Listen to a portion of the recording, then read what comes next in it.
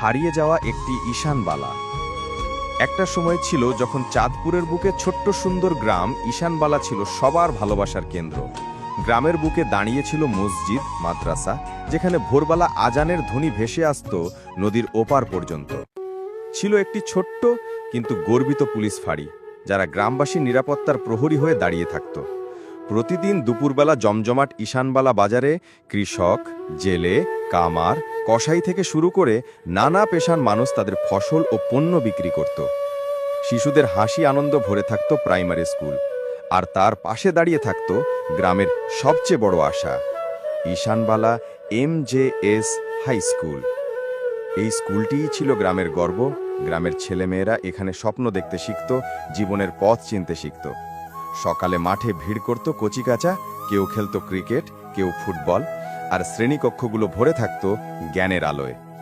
কিন্তু একদিন হঠাৎ করেই বদলে গেল সবকিছু। প্রচণ্ড স্রোতে নদী ফুলে উঠল, ঢেউগুলো যেন ক্ষুধার্ত দানবের মতো এগিয়ে এলো।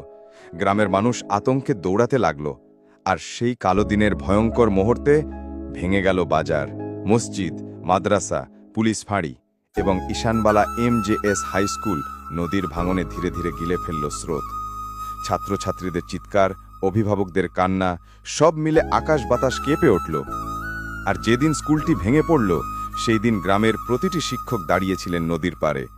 Nazrul sir, Yasin sir, Munnaf sir, Nurul Jamal sir, Rubel sir, Firoz sir, সবার চোখে অশ্রু গড়িয়ে পড়ছিল, যেন তারা হারালেন শুধু একটি স্কুল নয়, হারালেন তাদের সন্তানদের ভবিষ্যৎ, গ্রামের স্বপ্ন, গ্রামের গর্ব।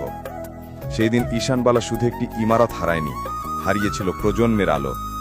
কিন্তু মানুষের বুকের ভেতরে আজও রয়ে গেছে সেই ঈশানবালা, যেখানে শিশুরা খেলত মাঠে, মায়েরা হেসেলে রান্না করত, কৃষকেরা বাজারে ধান বিক্রি করত, আর শিক্ষকেরা স্বপ্ন দেখাতেন একটি আলোকিত আগামীকালের।